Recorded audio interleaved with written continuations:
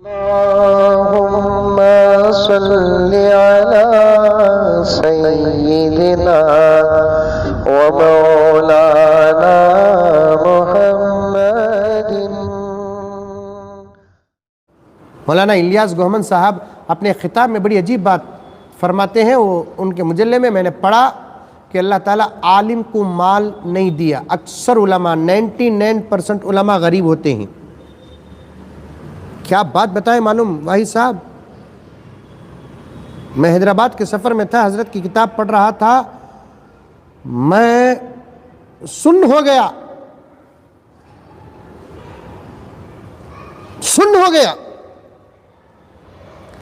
حضرت مولانا الیاس گوہمن صاحب اللہ تعالیٰ عمر میں برکت عطا فرمایا، انہوں نے ایک عجیب بات بتائی کہ اکثر علماء غریب ہوتے ہیں اور اللہ تعالیٰ اپنی مرضی سے علماء کو غریب رکھ رہا ہے۔ اپنی مرضی سے غریب رکھ رہا ہے۔ اس کی وجہ کیا معلوم؟ مال کی وجہ سے حسد پیدا ہوتا ہے۔ مال کی وجہ سے حسد لازمی بات ہے۔ دو سگے بھایا میں جو سگے غریب بھایا میں جو محبت ہوتی نا، دو سگے مالدار بھایا میں وہ محبت نہیں۔ دو سگی غریب بہنوں میں جو محبت رہتی نا، دو سگی مالدار بہنوں میں وہ محبت نہیں۔ آپ تجربہ کر کے دیکھیں۔ حضرت مولانا الیاس گوہمن صاحب دامت برکاتہم نے اپنے کتاب بے مثال و لاجواب میں فرمایا، اللہ تبارک و تعالی اکثر علماء کو غریب اس لیے رکھا ہے، مال عطا کر دیتا علم کے ساتھ تو حسد پیدا ہو جاتا۔ اور سنو آگے کا جملہ، حضرت فرماتے ہیں جو عالم سے حسد کرتا ہے اللہ تبارک و تعالی کبھی اسے معاف نہیں کرتے جب تک کہ وہ سزا نہ پالے۔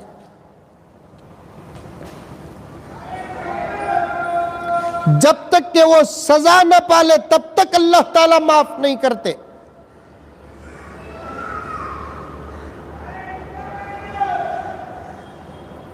علماء سے بات کرنے کا طریقہ سیکھو۔ یہ شکایت نہیں میرے بھائی، کون سے تم میرے دشمن ہو کہ میں تمہارا دشمن؟ میں اپنی بھڑاس اللہ کے گھر منبر رسول میں میرے منصب اور میری خدمت کے ذریعے سے میں تمہیں پیش کروں۔ تمہاری اصلاح ہے اصلاح۔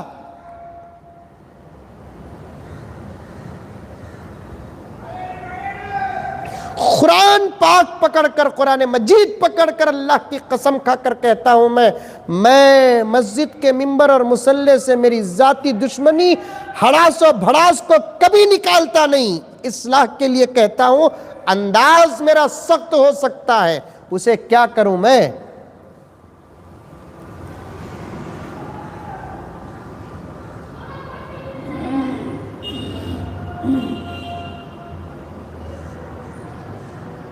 میں تو یہاں تک کہتا ہوں بغیر مجبوری کے علماء سے فون میں بات کرنا بھی بے ادبی ہے، پہنچ کر بات کرنا ادب میں داخل ہے۔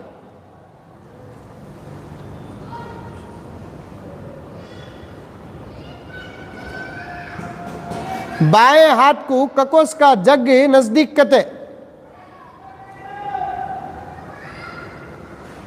جہاں بیٹھے وہاں فون کر لیں۔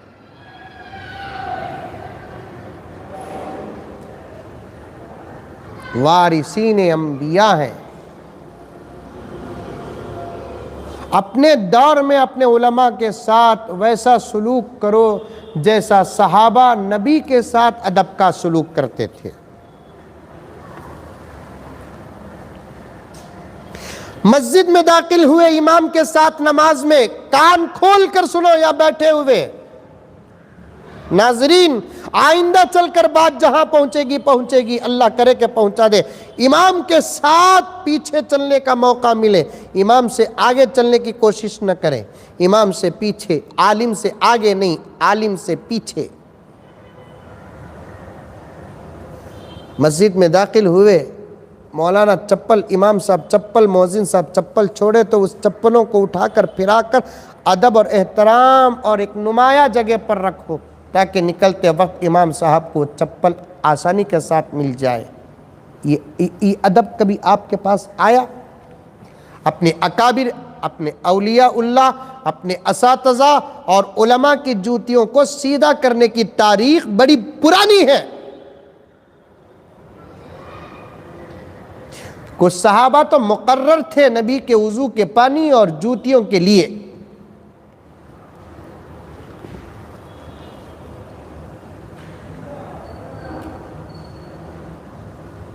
ہمارے مدارس عربیہ کا برابر یہی ماحول ہے آج بھی۔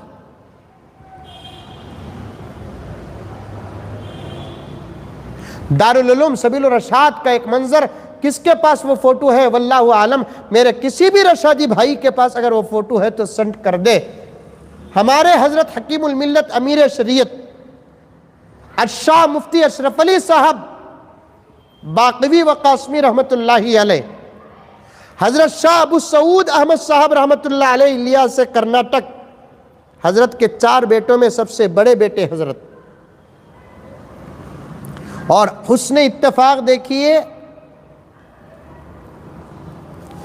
حضرت امیر شریعت حکیم الملت مفتی اشرف علی صاحب سے چھوٹے عالم دین، حافظ قرآن، داعی اسلام، مبلغ اسلام حضرت شاہ ولی اللہ صاحب رحمت اللہ علیہ، ان سے چھوٹے قاری قرآن، عالم دین حضرت شاہ امداد اللہ صاحب رشادی رحمت اللہ علیہ، ان سے چھوٹے خطیب بے مثال و لاجواب، جو انداز کبھی نہ ہم کسی سے سنے نہ بات کبھی سنے، جن کی تقریر کو سن کر کسی کے آنکھوں میں آنسو نہ آئے ہو، ہم نے دیکھا نہیں۔ حضرت شاہ لطف اللہ صاحب مظہر رشادی رحمت اللہ، یہ تینوں بھائی بڑے بھائی کے شاگرد، مفتی اشرف علی صاحب رحمت اللہ علیہ کے حضرت ولی اللہ صاحب رشادی رحمت اللہ علیہ، حضرت امداد اللہ صاحب رشادی رحمت اللہ علیہ، حضرت لطف اللہ صاحب رشادی رحمت اللہ علیہ، تینوں کے تینوں بڑے بھائی کے استاد۔ اور بھائیوں کے درمیان تو بے تکلفی ہوتی تھی نہیں، لیکن یہاں شاگرد بننے کے بعد یہ 3 بھائیوں نے اپنے بے تکلفی کو چھوڑ دیا، ہمیشہ ہاتھ بن کر۔ کبھی کبھار بھائی پکارتے تھے، لطف اللہ صاحب رحمت اللہ علیہ نے ہمیں کہا بھائی پکار، لیکن وہی ڈر۔ اور حضرت لطف اللہ صاحب رحمت اللہ علیہ فرماتے تھے کہ مدرسے میں ہو یا گھر میں، ہمیں بڑے بھائی کے ساتھ، بڑے بھائی بولتے تھے، بڑے بھائی کے ساتھ جاتے پیچھے جاتے، مدرسہ مسجد تو اپنی جگہ پر ہے، گھر میں بھی اگر گھر کو بھی ساتھ جاتے، بڑے بھائی مفتی صاحب چپل چھوڑے تو ہمارے بچوں کے بچے سب پھر بھی ہمیں بڑے بھائی کی جوتیاں سیدھی کرتے۔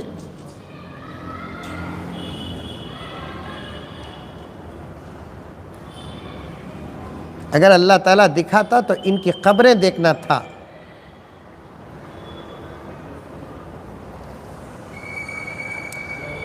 جسامت میں امیر شریعت حضرت مولانا اشرف علی صاحب رحمت اللہ علیہ کے مقابلے حضرت شاہ ولی اللہ صاحب رحمت اللہ علیہ چھوٹے رہ کر بھی ذرا موٹے تازے، لیکن ہم نے اپنے آنکھوں سے دیکھا زیادہ سے زیادہ 1.5-2 سال کا فرق رہیں گا عمر میں بھی، لیکن چونکہ شاگرد ہے نا،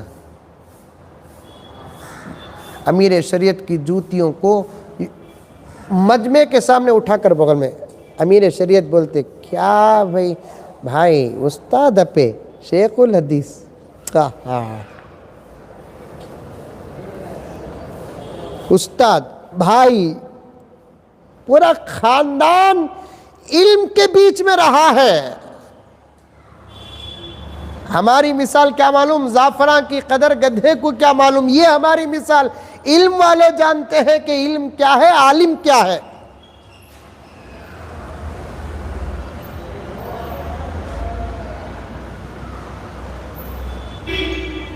علم والے جانتے ہیں علم کیا ہے، عالم کیا ہے۔ میں نوجوانوں سے کہنا چاہتا ہوں، بڑی محبت کے ساتھ کہنا چاہتا ہوں، بڑے خلوص کے ساتھ کہنا چاہتا ہوں، علماء کی جوتیوں کو اٹھانے اور سیدھے کرنے کی عادت ڈالیے آپ۔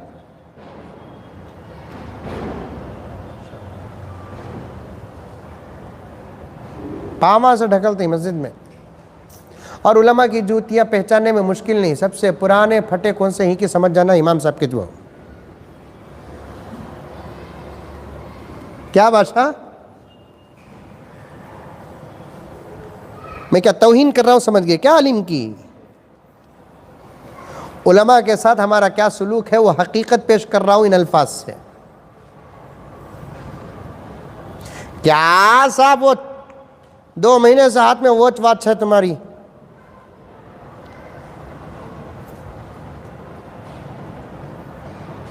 بڑے توپ کی واچ نظر آ رہی، عالم کے جوتے نظر نہیں آ رہی۔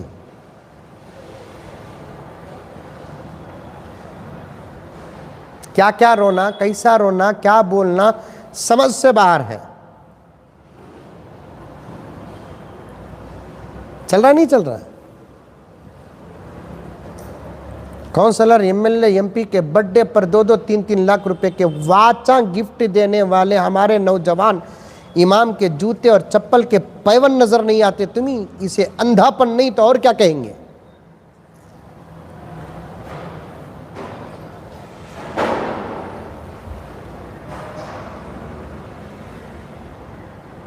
اسی لیے تو علماء کا سفر شروع ہو گیا ہے نا۔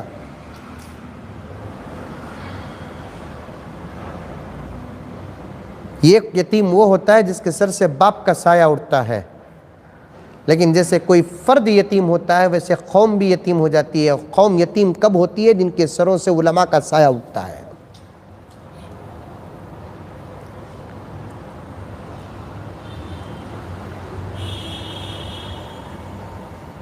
کیسے کیسے اکابر جید اہل نظر اہل فکر علماء کرام کا سفر کیسے تیزی سے جا رہا ہے۔ یہ کیوں؟ ناقدری کرنے کی وجہ سے، بات کرنے کا سلیقہ نہیں، سکھائے تو نا، ماں باپ سکھائے تو بچے سیکھتے ہیں سو۔